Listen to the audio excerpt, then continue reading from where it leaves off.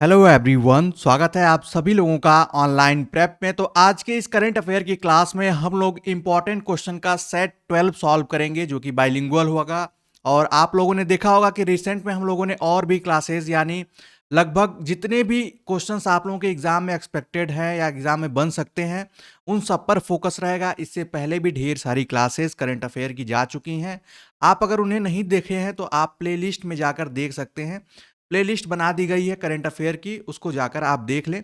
और ये पीडीएफ हमारे पेड ग्रुप के स्टूडेंट्स को प्रोवाइड कर दिया जाएगा। क्वेश्चन नंबर 1 आपको मैं एक बार क्विक प्रीव्यू दिखा दे रहा हूं जिससे कि आप लोगों को पता चल पाए कि कितने इंपॉर्टेंट क्वेश्चन आज हम लोग करने वाले हैं। आप सभी लोग वीडियो को एंड तक जरूर देखिएगा। क्वेश्चन नंबर 1 से स्टार्ट करेंगे हम लोग बिना किसी देरी के। क्वेश्चन नंबर 1 आप लोगों की स्क्रीन पे है और आप लोग आंसर भी करते जाएंगे तो ज़्यादा बेटर होगा, या आप नोट भी करते जाएं शॉर्ट में तो वो और बेटर होगा आप लोगों के लिए। विंग कमांडर दीपिका मिश्रा कौन है? एग्जाम में कभी कभी क्या होता है, पर्सनालिटी का नाम दे देता है और सिंपली पूछ देता है वो हैं कौन।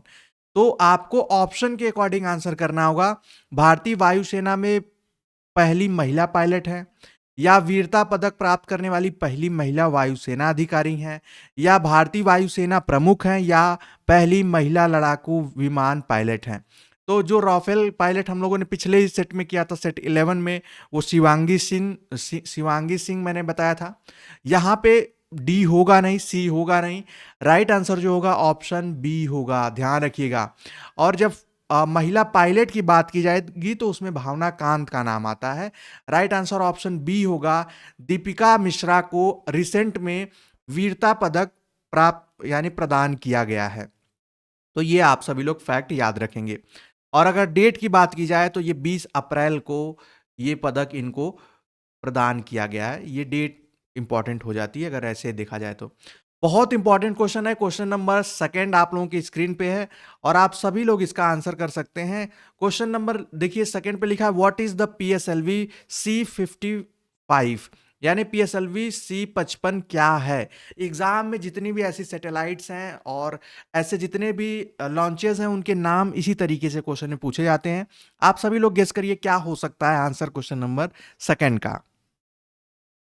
राइट आंसर जो हो जाएगा वो हो जाएगा ऑप्शन बी। जो पीएसएलवी C55 है, इसरो द्वारा एक वाणिज्यिक पीएसएलवी मिशन है। यानी आपको बता दें और आपको जानकारी भी होगी कि इसरो ने कमर्शियल मिशन लाए, मतलब कमर्शियल मिशन पे भी काम कर रहे हैं। अगर किसी अदर कंट्री को, अदर देश को अगर अपनी सैटेलाइट लॉन्च करानी है तो वो इसरो को देगा। इसरो उसके लिए चार्ज करेगा और उनकी सैटेलाइट को लॉन्च कर देगा। यही काम किया गया है। इसके थ्रू सिंगापुर के 2 सैटेलाइट को लॉन्च किया है। कहाँ से? तो वो आंध्र प्रदेश में। आप सभी लोगों को पता है प्रक्षेपण जो स्थान श्रीहरिकोटा का नाम आप सभी लोग जानते होंगे, श्रीहरिकोटा। ये नाम याद रखिएगा। कभी कभी एग्जाम में डायरेक्टली पूछा जाता है कि ये किस स्टेट में है, तो ये आंध्र प्रदेश में है। और यहाँ पे श्रीहरिकोटा में कौन सा वो अंतरिक्ष केंद्र है, तो सतीश धवन अंतरिक्ष केंद्र, वो आप सभी लोग जानते होंगे। तो ये क्वेश्चन काफी इंपॉर्टेंट था। क्वेश्चन नंबर थर्ड वन आप लोगों की स्क्रीन पे अभी रिसेंट में आप लोगों ने देखा भी होगा न्यूज में। संयुक्त राष्ट्र संघ के आंकड़ों के अनुसार कौन सा देश विश्व का सबसे अधिक जनसंख्या वाला देश बन गया है? एग्जाम में जितने भी इस तरीके के रिसेंट डेटा है उससे क्वेश्चन बनते हैं। According to the United Nation data, which country has become the most populous nation in the world? तो राइट आंसर क्या हो जाएगा? भारत हो जाएगा। रिसेंट में यूएनओ की तरफ से, यूएन डेटा की तरफ से ये बात सामने आई थी कि अभी प्रेजेंट में जो भारत की आबादी हो गई है वो 1 अरब 40 करोड़ के लगभग हो गई है। तो ये बहुत यानी 140 करोड़ प्लस है। और जो कि चीन से ज्यादा यानी चीन से आगे निकल गई है इंडिया की पॉपुलेशन, ये इस डेटा में कहा गया था। तो राइट आंसर ऑप्शन बी हो जाएगा। अगला क्वेश्चन आप लोगों के स्क्रीन पे क्वेश्चन नंबर 4 देखिए। भारत द्वारा प्रस्तावित G20 पार्क का उद्देश्य क्या है? What is the purpose of G20 park proposed by India? G20 से क्वेश्चन आप लोगों के एग्जाम में बनने की संभावना सबसे अधिक है क्योंकि इसकी अध्यक्षता इस बार इंडिया कर रहा है। तो यहां पे G20 पार्क क्यों प्रपोज किया गया, किस पर्पस से किया गया है, सिंपली आपको यही बताना है इस क्वेश्चन में। तो राइट आंसर क्या हो जाएगा आप लोग गेस कर सकते हैं और आप लोग बता भी सकते हैं बाद में भी बता सकते हैं अगर इस वीडियो को आप बाद में देख रहे हो। क्वेश्चन नंबर 4 का जो राइट आंसर हो जाएगा ऑप्शन ए हो जाएगा। G20 में जितने भी पार्टिसिपेटेड नेशन हैं उनके एनिमल्स और बर्ड, जो नेशनल एनिमल्स और बर्ड्स हैं उनको शो केस प्रदर्शित करने के लिए, और एक अच्छी पहल है। इससे जो भी एनिमल्स के लिए एक अवेयरनेस प्रोग्राम भी चल सकता है, इनकी इंपॉर्टेंस को भी दर्शाया जा सकता है इस पार्क के द्वारा। तो राइट आंसर ऑप्शन ई हो जाएगा। अगला क्वेश्चन एक इंपॉर्टेंट क्वेश्चन है, लेकिन इसमें कैसे क्वेश्चन बन सकते हैं वो मैं आप लोगों को बताऊंगा। भारतीय पुरुषों की रिकर्व, यहाँ पे हाँ, रिकर्व रिकर्व टीम के सदस्यों के नाम क्या हैं जिन्होंने आन- अंतलाया तुर्की में तीरंदाजी विश्व कप 2023 स्टेज 1 में पदक की पुष्टि की है, यानी स्टेज 1 में वो पहुंच गए हैं। ये अंतलाया टर्की में एक गेम हो रहा है, यानी इसका नाम है आर्चरी वर्ल्ड कप 2023। तीरंदाजी का ये विश्व कप हो रहा है। उसमें कौन 3 हमारे इंडियंस खिलाड़ी हैं जो उसमें उसमें फर्स्ट स्टेज क्रॉस कर दिए हैं, यानी नेक्स्ट वो खेलेंगे इस वर्ल्ड कप में।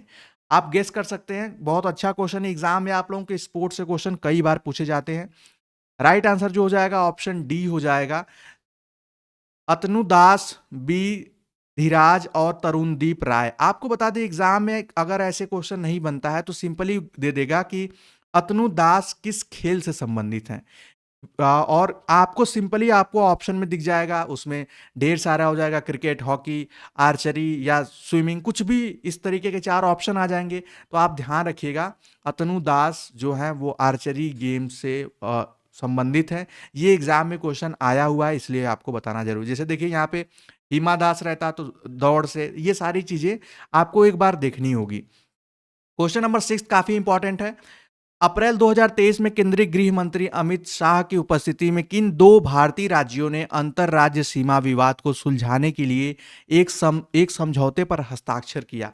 ये पूर्वी भारत के स्थित कुछ राज्य हैं जिनमें बहुत पहले से कॉन्ट्रडिक्शन है किसी जगह को लेकर, बाउंड्रीज को लेकर, और वो फाइनली उस पर एग्रीमेंट साइन हुआ है वहां के उन दोनों मुख्यमंत्री के द्वारा। क्वेश्चन नंबर 6 का आंसर गेस करिए आप सभी लोग। राइट आंसर हो जाएगा option D, Assam and Arunachal Pradesh. इन्हीं दोनों के बीच में सीमाओं का विवाद है, और उन्हीं सीमाओं के विवाद के लिए वहां के दोनों चीफ मिनिस्टर के द्वारा वहां पे लगभग कुछ गांवों का विवाद है, उससे संबंधित ये इस पे हस्ताक्षर किए गए हैं, यानी सुलझाने के लिए। अगला क्वेश्चन आप लोगों के स्क्रीन पे एग्जाम में ऐसे क्वेश्चन आ सकते हैं आप लोगों के कि लिखा है भारत में डिजिटल हाईवे के नेटवर्क को कौन लागू कर रहा है? पहले आपको बताते हैं डिजिटल हाईवे के नेटवर्क हैं क्या, और डिजिटल हाईवे किसे कहा जाएगा, किस रूट को कहा जाएगा। एग्जाम में ऐसे भी क्वेश्चन आने की संभावना है। तो डिजिटल हाईवे में अगर हम बात करें, आप इसका आंसर देते रहें तो आ जाता है आपका दिल्ली टू मुंबई, फिर उसके बाद हैदराबाद, हैदराबाद से लेकर मंगलौर तक, ये मुंबई। इन्हीं को 2 रूट जो है अभी इनको पायलट प्रोजेक्ट में रखा गया है, और इन्हीं को डिजिटल हाईवे का नाम दिया जा रहा है। और ये कौन इनको इंप्लीमेंट कर रहा है? तो राइट आंसर क्या हो जाएगा? ऑप्शन बी हो जाएगा, national highways logistics management limited. Right answer क्या हो जाएगा? ऑप्शन बी हो जाएगा। और शॉर्ट फॉर्म में अगर आप लोगों के एग्जाम में इसी के शॉर्ट फॉर्म में आप ऐसा लिख सकते हैं, NHLML, ये इसका शॉर्ट फॉर्म हो जाएगा, याद रखिएगा। अगला क्वेश्चन आप लोगों के स्क्रीन पे, एप्पल के वर्तमान सीईओ कौन है? एग्जाम में जितने भी मल्टीनेशनल कंपनीज हैं, जितने वर्ल्ड पॉपुलर कंपनी हैं, उनके सीईओ से भी एग्जाम में क्वेश्चन आपके बनते हैं। राइट आंसर क्या होगा? बहुत ही सिंपल क्वेश्चन है, आप सभी लोग आंसर दे पाएंगे।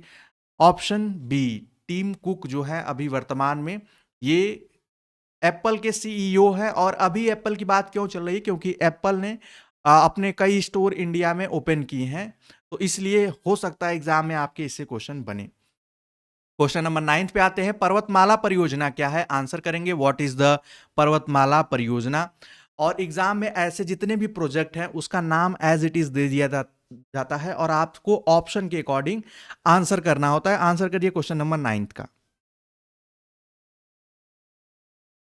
बहुत राइट आंसर जो हो जाएगा वो हो जाएगा option A, project to develop ropeway विकसित करने के लिए एक परियोजना बनाई जा रही है। और ये कितने किलोमीटर की रोपवे बनाई जाने की बात की जा रही है अभी प्रेजेंट में, वो 1200 किलोमीटर, जो कि टारगेट रखा गया है 5 ईयर्स, यानी आगामी 5 साल में ये बनाया जाएगा। तो ये काफ़ी इंपॉर्टेंट है। इसकी घोषणा जो है वो आपके परिवहन और राज्य मंत्री नितिन गडकरी जी ने की है। अगला क्वेश्चन आप लोगों के स्क्रीन पे, साथी क्या है? एग्जाम में ऐप से संबंधित, पोर्टल से संबंधित, वेबसाइट से संबंधित जो अभी रिसेंट में लॉन्च की गई हैं उनसे एग्जाम में क्वेश्चन आते हैं। उसी तरीके का एक क्वेश्चन आप लोगों की स्क्रीन पे है, साथी क्या है? आप सभी लोग आंसर करिए क्वेश्चन नंबर 10th 1 का। राइट आंसर जो हो जाएगा वो हो जाएगा, साथी जो है एक पोर्टल है फॉर सीड ट्रेसेबिलिटी एंड ऑथेंटी। यहां पे राइट आंसर जो हो जाएगा, हाँ, बीज पता लगाने की क्षमता और प्रमाणीकरण के लिए एक पोर्टल बनाया गया है। हाँ, सही है, ये ऑप्शन बी हो जाएगा। यहाँ पे एक और चीज है, हालांकि वो साथी का फुल फॉर्म पूछता तो वो अलग हो जाता है, थोड़ा सा यहाँ पे कॉन्ट्रडिक्शन है, लेकिन अभी इसका जो यहाँ पे ऑप्शन के अकॉर्डिंग हम जब इसका आंसर करेंगे तो राइट आंसर ऑप्शन बी होगा, a portal for seed traceability and authentication. अगला क्वेश्चन आप लोगों के स्क्रीन पे क्वेश्चन नंबर 11th 1 है, केंद्रीय मंत्रिमंडल द्वारा अनुमोदित राष्ट्रीय क्वांटम मिशन की कुल लागत कितनी है? क्वेश्चन नंबर 11 का आंसर करिए। हालांकि बहुत टफ होगा, तब इस तरीके का डेटा आ सकता है आप लोगों के एग्जाम में, लेकिन ये जो क्वांटम मिशन है ये है क्या आखिर? ये आप इस तरीके से समझ सकते हैं कि मैक्सिमम क्वांटम कंप्यूटर्स डेवलप करने के लिए एक मिशन लॉन्च किया गया है, और ये यूनियन यानी केंद्रीय सरकार द्वारा, और इसके लिए बजट भी पास कर दिया गया है। वो राइट आंसर हो जाएगा ऑप्शन बी। आप देख सकते हैं 6003 करोड़ रुपए। अगला क्वेश्चन आप लोगों के स्क्रीन पे, विश्व लीवर दिवस कब मनाया जाता है? एग्जाम में किसी भी तरीके का डे पूछा जा सकता है, तो when is world liver day celebrated? Question number 12 का आंसर करेंगे आप सभी लोग, बहुत इंपॉर्टेंट है। और हालांकि अगर याद नहीं हो तो आप इसको सिंपली इस मंथ में याद करें कि ये किस मंथ में है, वह बीता था तो 19 अप्रैल, तो इससे जनरली आइडिया लग जाएगा आप लोगों को एग्जाम में। निंगलू संकर जो है सूर्य ग्रहण क्या है? सूर्य ग्रहण के कई प्रकार होते हैं, उसमें निंगलू यानी what is the Ningaloo hybrid solar eclipse? तो ये किस तरीके का इक्लिप्स है? क्या आंशिक ग्रहण है, यानी जो थोड़े समय यानी सूर्य पे बस थोड़े जगहों पे ग्रहण दिखता है, क्या वो है? या कुल ग्रहण है जो टोटली उसको कवर कर देता है, इस तरीके का? या both A total and annular Eclipse, या चंद्र ग्रहण है? तो राइट आंसर ऑप्शन सी हो जाएगा। आप ऑप्शन से ही इसके क्वेश्चन को आप कर पाएंगे। अगला क्वेश्चन आप लोगों के स्क्रीन पे है, ग्रामीण विकास मंत्री गिरिराज सिंह द्वारा शुरू किए गए अभियान का नाम क्या है? तो रिसेंट में जो भी इस तरीके के रूरल डेवलपमेंट के लिए जो वर्क है, जो स्कीम है, जो कैंपेन है, उससे भी एग्जाम में आपके क्वेश्चन आते हैं। क्वेश्चन नंबर 14 का आंसर क्या हो जाएगा? तो हो जाएगा राइट आंसर ऑप्शन बी हो जाएगा, संगठन से समृद्धि की ओर। ठीक है। अगला क्वेश्चन आप लोगों के स्क्रीन पे, पशु जन्म नियंत्रण नियम 2023 क्या है? रिसेंट में देखिए एक नियम लाया गया है, what are the animal birth control rules 2023। ये बहुत इंपॉर्टेंट क्वेश्चन हो सकता है, क्योंकि ये पहली बार इस तरीके का नियम लाया गया है जिसमें पशु जन्म नियंत्रण कंट्रोल की बात की गई है, और इसके लिए सुप्रीम कोर्ट में रीट दायर की गई थी, उसके अकॉर्डिंग इसको बनाया गया है। और आप इसके नाम से ही गेस कर पाएंगे ऑप्शन में इसका राइट आंसर क्या हो जाएगा। तो राइट आंसर हो जाएगा 15 का, वो ऑप्शन सी हो जाएगा, यानी rules for centralising and immunisation of stray dogs, यानी आवारा कुत्तों की नसबंदी और टीकाकरण का नियम है। यानी जो भी आवारा जो डॉग्स है, स्ट्रीट डॉग्स हैं, उनको एंटी रेबीज की वैक्सीनेशन करने का भी प्रोग्राम, सारी चीजें इसमें इन्वॉल्व है। तो राइट आंसर ऑप्शन सी हो जाएगा। अगला क्वेश्चन आप लोगों के स्क्रीन पे 16th 1 है, आंसर करेंगे आप सभी लोग। 19 अप्रैल 2023 को G20 की का रिसर्च एंड इनोवेशन इनिशिएटिव सभा सम्मेलन कहाँ हो रहा है? एग्जाम में हालांकि G20 से आप लोगों के इतने क्वेश्चन मैं करा चुका हूं,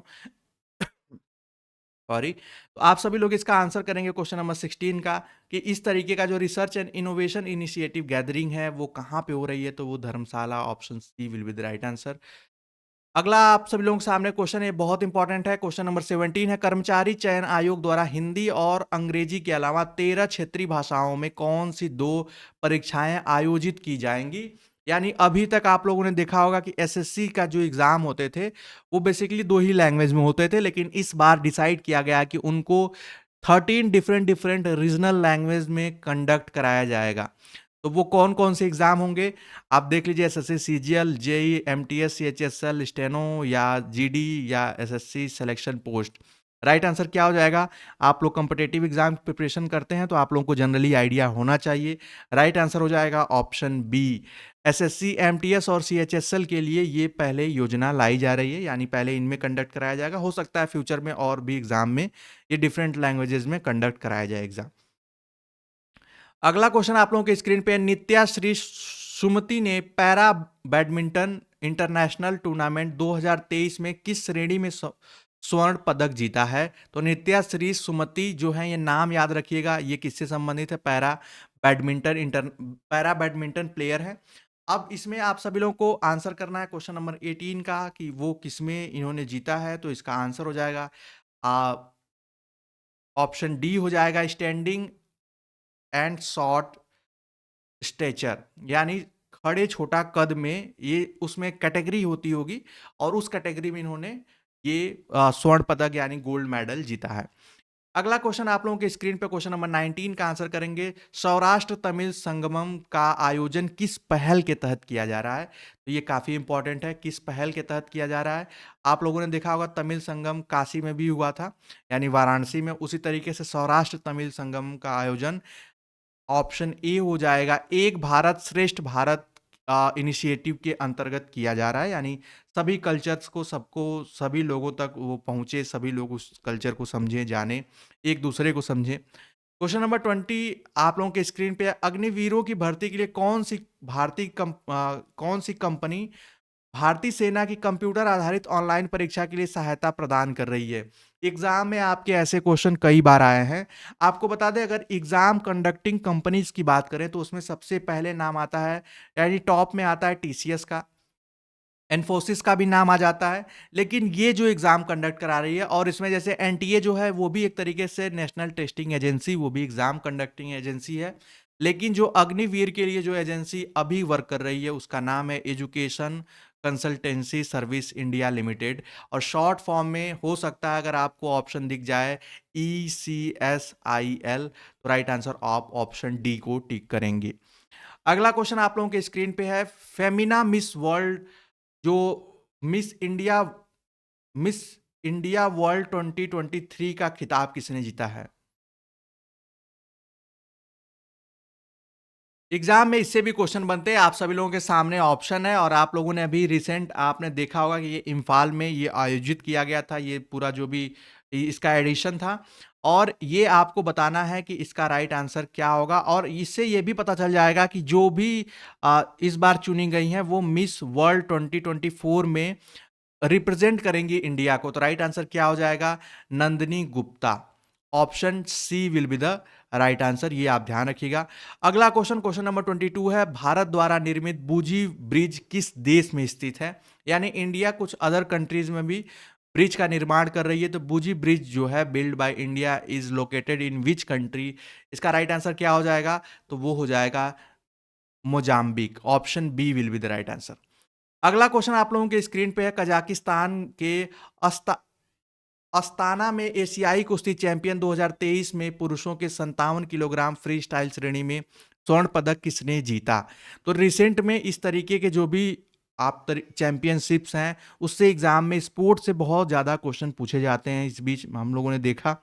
राइट आंसर हो जाएगा option B, Aman Sehrawat. Option B will be the right answer.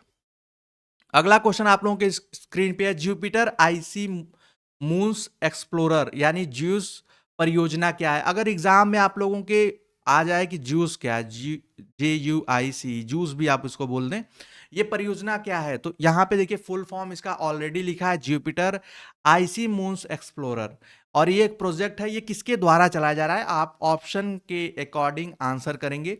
थोड़ा सा डिफरेंट क्वेश्चन है, क्वेश्चन नंबर 24। राइट आंसर जो हो जाएगा ऑप्शन बी हो जाएगा। ये एक प्रोजेक्ट है, a project by ESA to explore the icy moon of Jupiter, यानी बृहस्पति जो ग्रह है, जुपिटर जो है उसके ऊपर जितने बर्फीले चंद्रमाओं का पता लगाने के लिए ईएसए की एक परियोजना है। आप कहेंगे सर ईएसए क्या है? याद रखिए, जिस तरीके से नासा, इसरो है, उसी तरीके से ईएसए यूरोपियन स्पेस एजेंसी है जिसका हेडक्वार्टर पेरिस, फ्रांस में है। याद रखिएगा, एग्जाम में इससे भी क्वेश्चन आ चुके हैं जितने स्पेस एजेंसीज हैं। और ये इंटर गवर्नमेंट एजेंसी यानी कई देश मिलाकर एक एजेंसी इन लोगों ने बनाई है ईएसए के नाम से, यूरोपियन देश हैं। आज के इस सेशन का आखिरी क्वेश्चन आप लोगों के स्क्रीन पे 14th वन है। 14 अप्रैल 2023 को असम के एक ही स्थान पर किए गए सबसे बड़े बिहू नृत्य के लिए कितने बिहुआ और बिहुवती कलाकारों ने गिनीज वर्ल्ड रिकॉर्ड हासिल किया है? आंसर करिए आप सभी लोग। और आपको बता दें, ये सबसे ज्यादा एक जगह पे बिहू नृत्य किया गया है जिसको गिनीज वर्ल्ड रिकॉर्ड में भी दर्ज किया गया है। क्वेश्चन नंबर, और अगर बात किया जाए ये कहाँ हुआ है, तो गुवाहाटी, गुवाहाटी के सुरसजाई सुरसजाई स्टेडियम में इसका आयोजन किया गया था, और जिसमें 11,304 मतलब डांसर्स ने बिहू डांस किया था। ये एग्जाम में क्वेश्चन आ सकता है, और ये इससे संबंधित क्वेश्चन आ सकता है, जरूरी नहीं है कि यही डायरेक्टली आए। तो आप लोगों ने देखा कि आज के इस सेट में हम लोगों ने टॉप 24 क्वेश्चन किए। थोड़े डिफरेंट थे, कुछ क्वेश्चन थोड़े से टफ भी थे और कुछ इजी भी थे। लेकिन आपके एग्जाम में हर टाइप के क्वेश्चन आते हैं, इसलिए हर टाइप के प्रैक्टिस सेट को करना बहुत ही जरूरी है। आई होप आज की ये करंट अफेयर की क्लास आप सभी लोगों को पसंद आई होगी। ऐसी और क्लासेस के लिए चैनल को सब्सक्राइब करके बेल आइकन प्रेस कर लें। मिलेंगे नेक्स्ट क्लास में नेक्स्ट इंपॉर्टेंट प्रैक्टिस सेट के साथ। तब तक के लिए bye bye, take care and keep watching.